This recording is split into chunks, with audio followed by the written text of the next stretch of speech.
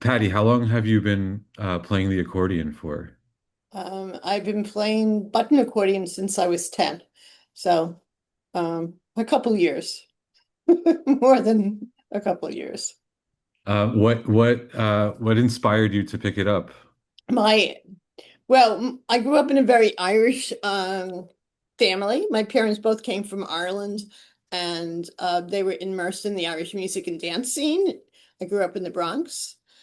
And I guess Irish enrolling your children when you are coming here from Ireland would be a good social networking system for our parents. So they sent us to Irish music and Irish dance classes. But my dad actually played, he didn't teach, he played button accordion. So I always heard the music, and a lot of my influence came from my dad. And he wanted me actually to play piano accordion because he considered the piano accordion to be American style because they left Ireland to be Americans and they wanted us to become American. So my first instrument was the piano accordion, which is wild. And I played that a couple of years, but it was much larger than me and I couldn't see over it. And I kept coming home from music class. Um, and would pick up his accordion. I'd learn the tunes I was taught on the button accordion. He would help me through it. We grew up in the Bronx. So my original teacher was Martin Mulvihill. He was fantastic. And my dad would help me as well. And then I went to a lot of different teachers as I kind of progressed, and they were very supportive. Um, have you been to Ireland to learn how to play?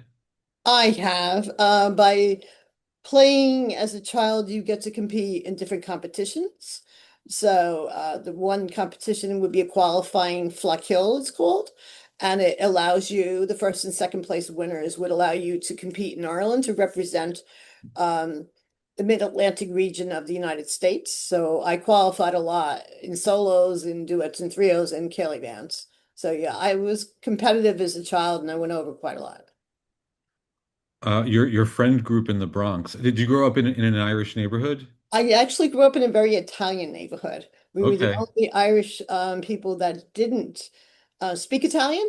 And I know it was the normal thing it was called Wakefield, that on Sundays, all the families would have Italian food, like that was their routine. But I always thought that chef, all the Italian food came out of Chef Boyardee in a can, and I didn't realize until I went over to my friend's house that they actually make the pasta and the pot and the sauce by hand. So that was kind of a cultural awakening. Yeah, yeah. Well, I'm a half Italian boy that grew up with a bunch of Irish kids in New Jersey. So we're opposite, So yes. yeah, we're opposite. So where did you grow up? I grew up a little bit in Elizabeth, New Jersey. I don't know Okay, if you know that area, uh, okay, close to Newark. And I went to Catholic school with a bunch of Irish kids. okay, cool. Yeah. Yeah, so it was a little opposite. Our teacher used to go out to Jersey and teach in Bergen County, the Irish music. So Okay. that's we all probably went to the same person. He was amazing. Yeah, yeah. I mean, I remember all the girls in my class. They were all doing Irish dancing, and Irish um, music. yeah, Yeah. Yes. they were all doing it in school too. You know, Yes. like Yes. hopping up and down. Yes, it's true. Yeah. Well, Um, fast forward, I teach now music in a little enclave in Rockland County in Pearl River, and there's a lot of Irish in that one town, and a lot of kids doing Irish dancing and music as well. So it's kind of like the circle continues. yes. Here's something that I'm curious about. So, being immersed in the cultural production of Irish music and dance. Um, while simultaneously, I feel like the Irish population in the US has kind of lost a little bit of its cultural identity, perhaps. I don't know. Maybe that's not true. But um how does learning how to play Irish music and learning Irish dance Um, is it successful in connecting the children to Ireland in a real way? Okay. So I think it depends on you introduced a couple different thought processes there. The first statement was about decreasing number of connections with Ireland with the Irish right now in the New York area. Um, and I think some areas of the country have grown. I think it hasn't decreased. I think it just has been diversified across larger areas, which may impact stating that it's not as concentrated in one particular area. Does that, I have to Yeah, turn, I understand. okay, oops. Oh, I don't want to do that. I'm trying to, no, sorry, I hope you can block that off. I can edit. What Okay. was the second thought you said? The Does it connect children to Ireland in a real way? It does, because for a couple different reasons. Most of the kids would compete in different qualifying events, allowing them to go to Ireland to compete in Ireland, which we've done. Irish dancing is still very competitive, and the kids compete over here, and there's different levels before they can get to dance at the All Irelands or the All Brits or wherever the Great Brits. And the big thing for the dancing is the World Dancing Championships. So yes, the top kids from over here would compete in Irish dancing or a separate Irish music competition in Ireland, and they learn that what they're doing is similar to what the Irish are doing over there on occasion. And it does happen that the Americans will compete over there and they'll place, which is a major um event for any American to go to Ireland and to compete and do well in the competitions, which gives more support for the music that we're teaching over here and the strength and the value of it and the level. Does that make sense? Yes. So is there diplomatic support from Ireland? I think in the past, we were always considered, oh, the Americans are coming over. It's just a place that they qualified for, but they're not as the same level. But throughout the years, that has kind of simmered down because our level of playing have increased across the board, which is great in certain instruments and certain times. The dedication is dependent on how dedicate the results are he says the results have an impact on how much time and effort the students put in. I mean, I competed in Ireland. I went over there 3 times. And yes, I played music morning, night, and continuously and practiced. The students that we have now that have competed and won over there, I have a student that did very well over there. Um, he played very well. His name is John Hannigan. I have other students who were phenomenal musicians who competed over there and they didn't place. I mean, it's very hard to place over there. The Oh. standard is very high across the board. Going back to when you first started performing, where would you perform? Well, when you're in a music school, Mark Melville Hill Music School as a child, you would compete and you would be playing in a band with different instruments and you'd be qualifying. So you would have the opportunity to play in concerts and bars and restaurants and nursing homes. And it was all to support your fees associated with competing at the overseas competitions. So the school incur would charge a certain amount of money for the students to play, but it also gave the students an opportunity to perform in front of crowds, which is helpful when you're competing. So that was continuously. The music continues in a similar section where you would have festivals and concerts and same style. So I know you did a festival in the Catskills recently. Okay. Uh, Um, Tell me about that. well, the Catskill Irish Arts, the Cats East Durham, you're gonna have to do a lot of editing on this. East Shore, New York is considered to be an Irish enclave. It's been around for 50 years. Our parents' used to go, and it was a little section of the Catskills where all the Irish would get together. It was a social gathering, and it continues to have very strong Irish music and dance. There's a group called the Catskill Irish Arts Week where they have teachers that teach every single year for a designated week in July, and they promote the music. Um, I've taught there for many, many years. It's a great place. You can get musicians from all over the country, and it's focused on children and adult. And they support Irish music, dance, poetry, art, Irish language, etc. So that continues and it's doing well. Um, I played at a Cayley. A Cayley would be considered to be similar to a contra dance in America's system or a square dance system at a place called the Shamrock House, which is right smack in the middle. And it's supported by the Islin Irish group, which would probably be close to Elizabeth, New Jersey. So the Islin Cayley group, as they're called, have a group that goes up to the Catskills, and they've been doing it for over 30 years because I've played the same weekend for over 30 years. And they rent out the Shamrock House, which is a big dance floor, and we play on a Friday and Saturday night. They learn new sets. They bring in people from all over the area.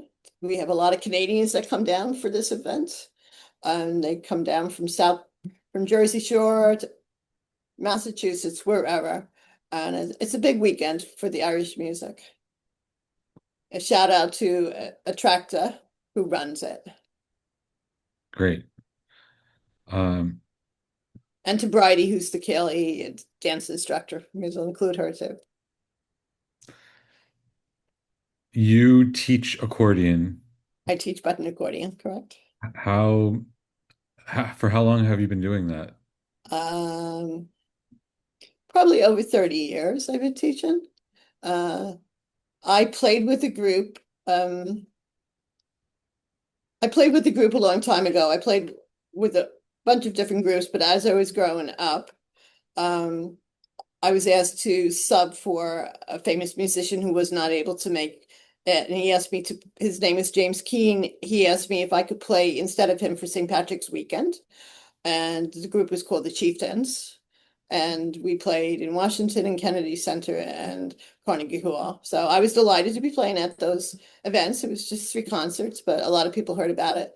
I'm a nurse, and I had asked for the time off from work, and I didn't really tell anybody what I was doing. And I didn't realize at the time that the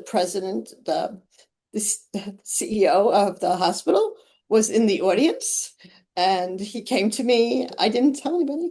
He came to me during lunch hour when I was with the team. I worked for cardiac surgery at that point, and he asked to speak to me, and I thought I was in trouble.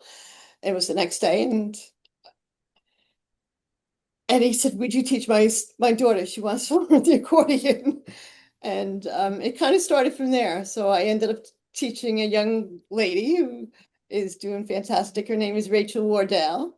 So, and she's into music now. She's involved I think she just got a Grammy, if I'm right, and she's involved in the music, in productions. That's a nice story. Music. Yeah, it is. So I started teaching with her and work out. My friend Rose Flanagan, who's also from Pearl River, we played together since we were kids, since we were 10. She was starting to teach the fiddle to her her daughter and her friends, and I started teaching the button accordion. So I had 2 main students that started off, and Kelly Garrity would be my first student, and Rachel would be my second. And those 2 students, it just kind of erupted from there. At some point, I would be teaching between 20 and 30 students a week in my house. Everyone taught in their house. So people would end up finding accordions, and most people's parents had accordions that were in the closet kind of thing. So they'd dust off the old accordions and they'd send their kids to us, and we teach them week by week. So eventually we had enough of students to gathered, and we ended up joining Cayley bands, and we'd send them off to Ireland, and they did well. A third person that joined us would be Margie Bovahill. Margie taught the tin whistle and the flute. So we had button accordion, fiddle, tin whistle and flute. Dolan would teach the piano, and we brought in people to help with the drums. So that would be the Cali bands. The kids were under 12, under 15, under 18, and over 18. So yeah, we probably had between 200 and 300 students at one point between the three of That's us. amazing. Yeah.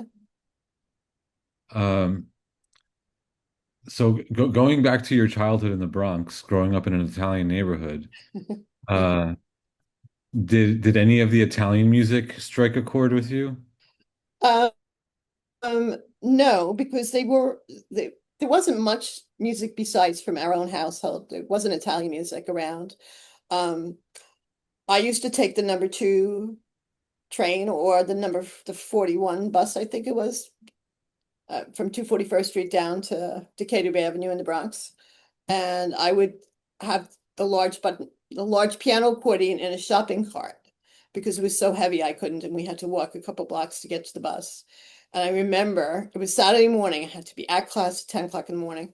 I remember dragging this shopping cart down the block and hoping that nobody would see me dragging an accordion, because you didn't tell anybody when you were a kid at that point, that you played accordion, and then it was eventually button accordion. So you definitely wouldn't tell anybody you played accordion down the block. And if someone saw me and they're like, what's in the shopping cart?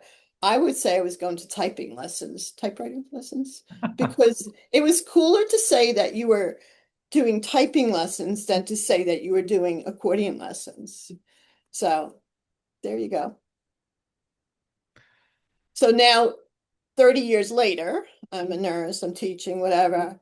I'm in Pearl River, and in Pearl River, there's a couple of different school districts, elementary schools, and they have a talent show. And the kids are all playing the Irish music. Like the kids will, I mean, they're like, I have to play at the talent show. I have to show off that I can play Irish music, and they come back. I won the talent show on the accordion or the fiddle or the whistle or the dancing. So it's kind of like full circle across the board, where it's cool now to be playing Irish music. Yeah. My And cousins, when we went to Ireland, they would make fun of us that we would play Irish music. When we're the Americans, they're the Irish. They would never do anything. And I have to say, my cousins, their kids now were playing Irish music.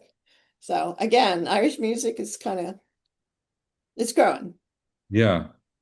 Well, I mean, I remember even, I mean, this is maybe like early 2000s, R Riverdance was at the height of its Yes, uh it was the Mecca. And I think Riverdance kind of encouraged the Irish dancing, and the Irish dancing encouraged the Irish music. yeah. There's a definite impact.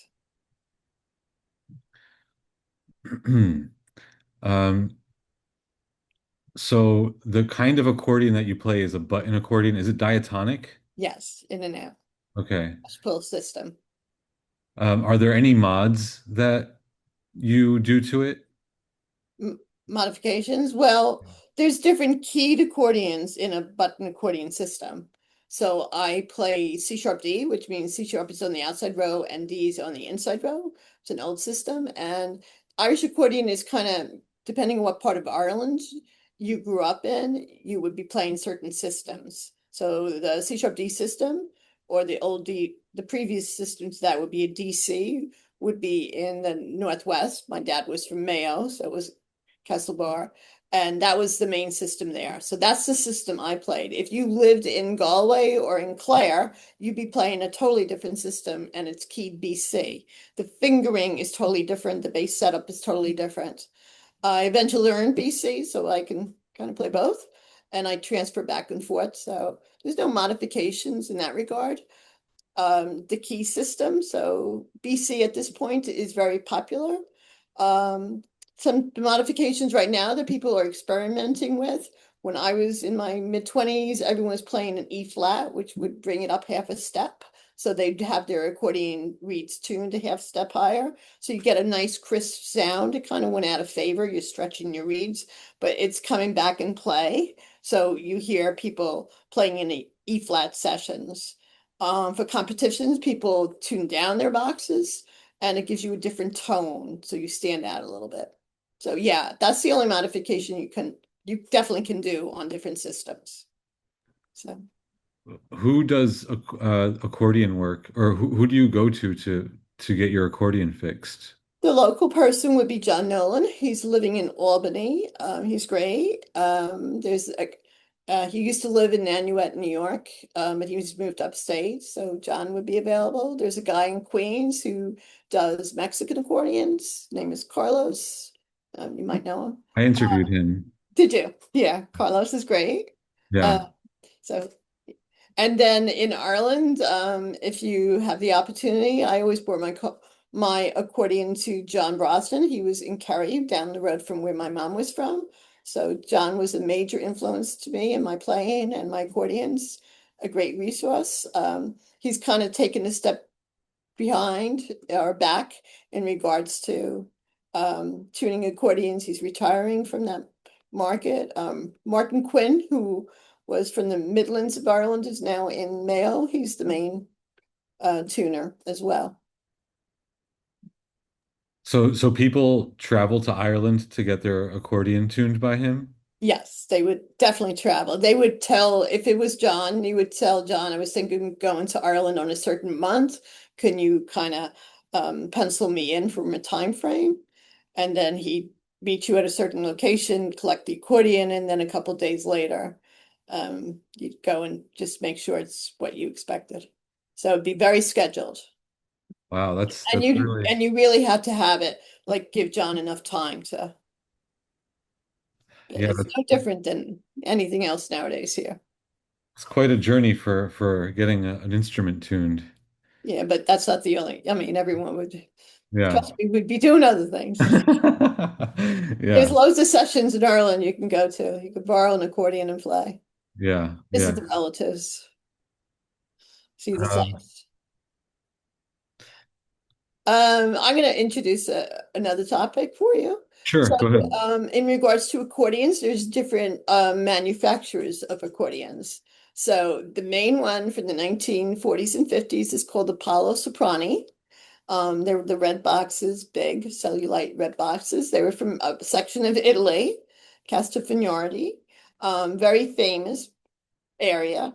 And then people used to purchase those accordions years and then hand them down from generation to generation. Those accordions are very important because of the time frame they were manufactured, because Paolo Sofrani company would change certain modifications within the accordion. So the reeds would be different.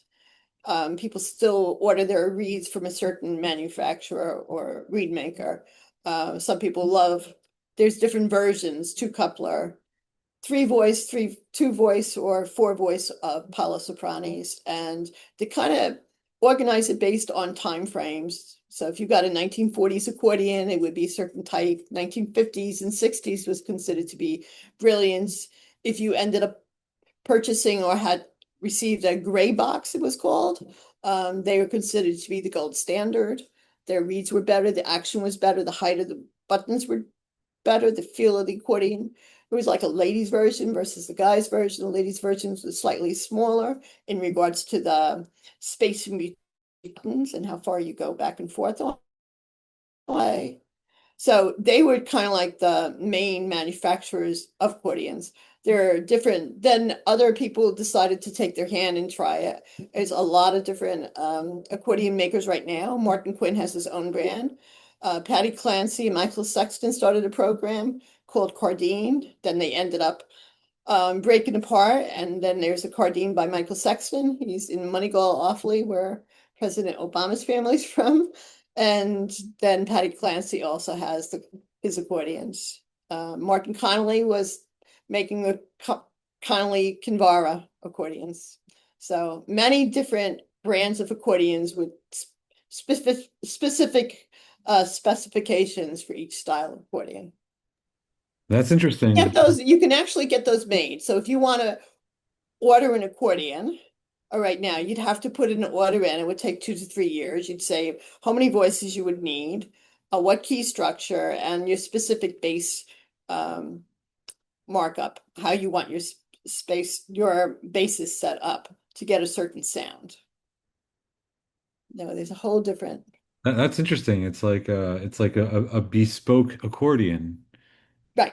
Um, And as far as I understood it, the best accordions were being made in Italy.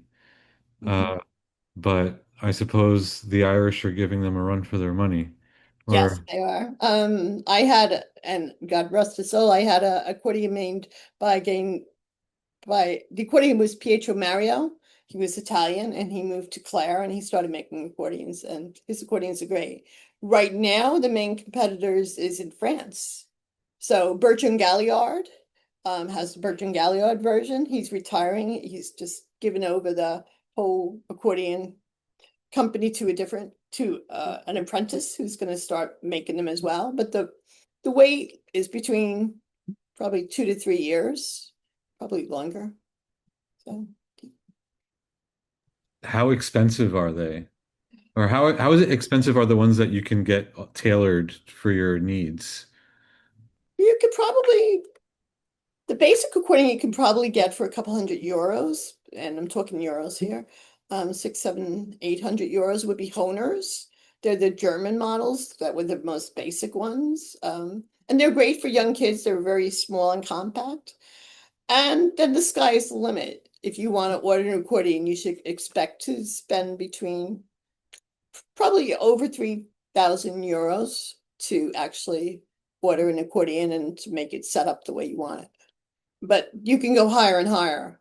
Yeah, I mean, Those I great heard box, I heard they can get up to 20K yes, they can. I and was going to even say, higher. well, button accordions are different than piano. Piano accordions you probably can, but button accordions, the highest I could hear is 10,000 US dollars for a gray box. And that could be a four voice gray box. I don't have one of those. How many accordions do you own? A lot. A lot. Which one's your favorite? It depends on the day, to be honest. I had three out last night trying to figure out. I mean, I bounce around. Okay. Um, are they hard to let go? Like when you buy an accordion, it kind of just stays with you? I buy accordions thinking that some of my students will benefit from it in the future. So I will hold on to an accordion until I think that the student has kind of earned the opportunity to purchase that accordion for a couple different reasons. They need the muscle strength and they need to be big if they're going to do Apollo. So I had three Apollos this past year that I'm allowing students that I sold, but I held on to them until I thought they would continue playing because it's a lot of money for the family to invest in and to make sure that they can play basses. If they're playing basses, which is the hard part, then they're probably going to stick on it because usually it's the basis that students say, I don't want to do this anymore. And the parents would have spent a lot of money on an accordion, and they're like, now what? I usually buy them back if the kids end up not continuing because somebody else will eventually want to play. But yeah. So I have my own set that I will never get rid of. There's sentimental value. I have my dad's accordion from when he taught me. I'll never get rid of that. It's an old Baldoni, which was it's 1920s kind of from the Lower East Side. It was back then when my parents got married in 1959. If you played accordion to get a wedding gift, you got an accordion. So my father got was kind of gifted an accordion, which was kind of cool. Yeah, yeah, that's cool. Yeah. Do you play any accordion adjacent instruments like the melodica or the piano? No, I don't. I tried I played the two different systems, the key systems. That's enough to keep me busy. Um, I tried the concertina, but going from a very large instrument, according to a concertina, which is that very small octagal system, it just felt too small for me. And you have to be quick. And it was a totally different system in my brain. Yeah, yeah.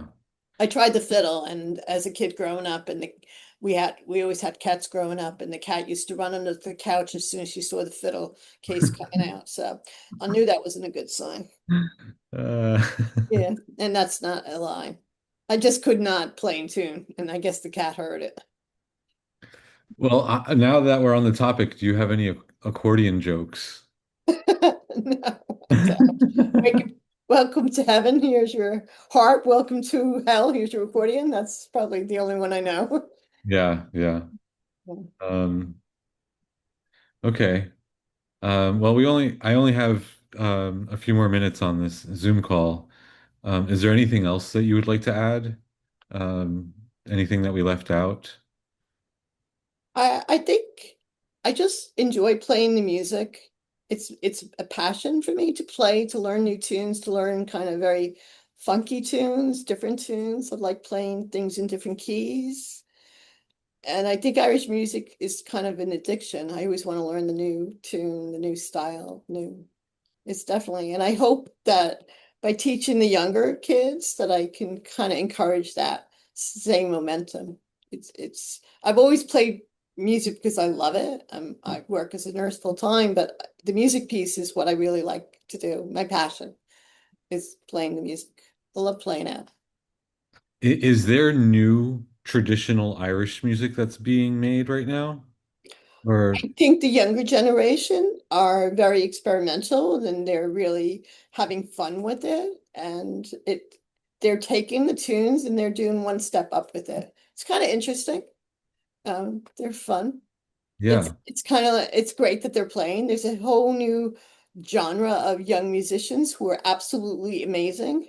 I mean, we would have to listen to a cassette tape and try to listen to it until the tape broke and to try to decipher that one note. And here they have all these apps and everything that they can like, get the tunes automatically. I mean, I would get written music that was sent over for me from different musicians, and I couldn't wait to get the music. And here they get it scanned to them, and they'll have it. The tunes are up by midnight. I mean, the yeah, world is going so much faster. It's great. yeah. I mean, I'm not one to defend AI by any means, but one of the nice things about it is that you can separate all the tracks of a song to the point where you isolate all of the instruments. And that's nice for being able to do exactly what you're describing. Right. But I don't think AI will, well, maybe I'm wrong, but I don't think it will replace real music. Oh no, never. Well, I'm sure I, there's somebody I'm trying, but I'm not afraid of that happening because I think um, ultimately human beings want to watch other human beings play music. you can't get the intensity of the note by doing AI. Yeah, That's got to come from the human touch. yeah, exactly. Yeah. Well, Patty, thank you. Thank you so much for being flexible Oh, and you're welcome. I um, wish I had my accordion. I don't. If we had yeah. planned this a little better, I would have brought it in. I would have closed the door and put on the sound thing and would Well, have just to let you know, the opening reception for this exhibit is on the 23rd, so it's next week. And what day of the week is that? it's I think it's a Wednesday, but the show will be running for 3 weeks. Okay. So but I'll send you better information about because there's going to be performances So also June 23rd is a Tuesday, according to my schedule. Tuesday, yes. I teach on a Tuesday. I teach a Okay, college class. it's okay. I'll give you the schedule and if you'd like, you can stop by. So it's the 23rd, the 3rd, and the 7th. The 23rd is what? Sorry, say that again. It's the following Tuesdays. The 23rd is the opening day of the exhibit, Okay. and it will be running for 3 weeks. Okay, so the 23rd is I teach in the college. The 30th, I'm flying out on vacation, and the 7th, I think I'm flying back. Okay. Yeah, we Oh, might the 7th might work actually. I don't think I'm teaching that night. let's see. Oh no, you know what? The exhibit D install is on the 6th. So That is the day I'm flying back. that's the day you're flying back. Yeah. What Okay. time is that thing at? What time? Yeah. On Oh, Tuesday, I believe it's at 7 p.m. But that's the night. listen, I'll send you the schedule. Well, why don't you call me Okay, I'll after call we you. get off the video? Okay, okay. All right. I have at 3 o'clock, so I have to go. It's okay. It's okay. Sorry to keep you. That's okay. All right. So I would Zoom from 3 to 3:30, and then if you can just call me regarding the dates. Okay, okay, we'll do. Thank you much. Thank Bye. you. Ciao.